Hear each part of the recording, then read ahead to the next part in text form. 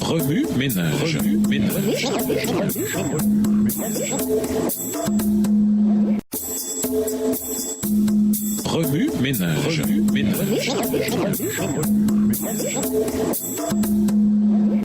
Bienvenue dans votre émission Remue ménage. Nous voilà à la leçon 10, le Saint-Esprit, la parole et la prière. De même, le Saint-Esprit nous vient en aide parce que nous sommes faibles.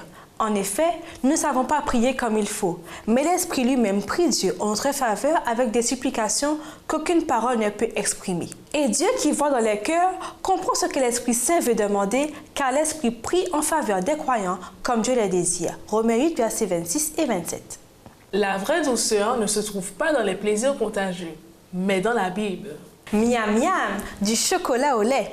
Lisons Jean 15, verset 7. Jean 15, verset 7. Si vous demeurez en moi et que mes paroles demeurent en vous, demandez ce que vous voudrez et cela vous sera accordé.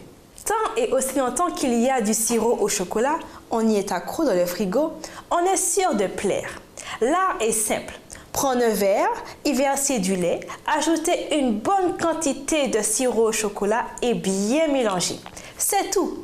Maintenant que je maîtrise cet art, je peux dire à mon tour que c'est fort simple. Reste au début de mes études supérieures, j'ai suivi toutes les étapes sauf une, pourtant très importante, mélanger. Bien entendu, le sirop est descendu au fond du verre et ma première gorgée, le lait n'avait pas du tout le goût de chocolat. Maintenant, réfléchissons à ceci. Le don du Saint-Esprit peut sembler, même après le baptême, mystérieux et quelque peu sans saveur pour le nouveau chrétien ou le vétéran chrétien. À vrai dire, il nous aide dans notre faiblesse, intercède en notre faveur et est ce consolateur toujours présent. Nous sommes le lait et le Saint-Esprit, le sirop de chocolat. Reste à mélanger les deux. Mais pour cela, il nous faut une cuillère spirituelle, la prière. Notre vie de prière peut ressembler à des montagnes russes.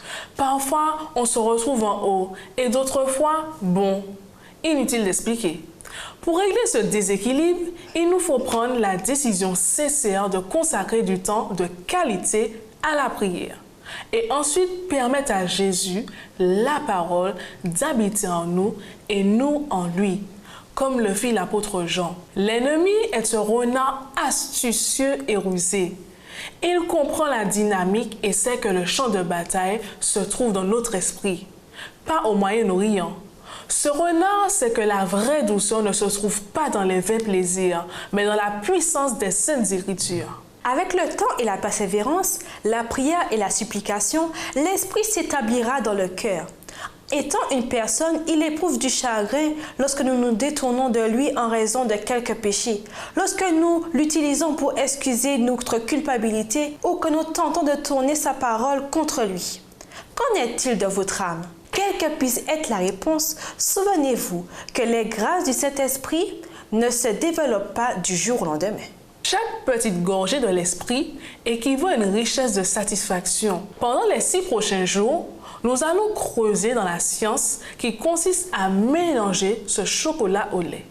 Alors, prenez un verre, du lait, du sirop, une cuillère spirituelle et préparez-vous à être rempli du Saint-Esprit.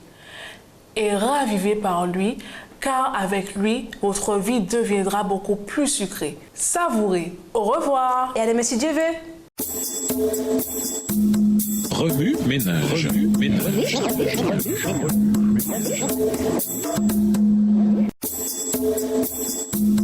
Remue ménage.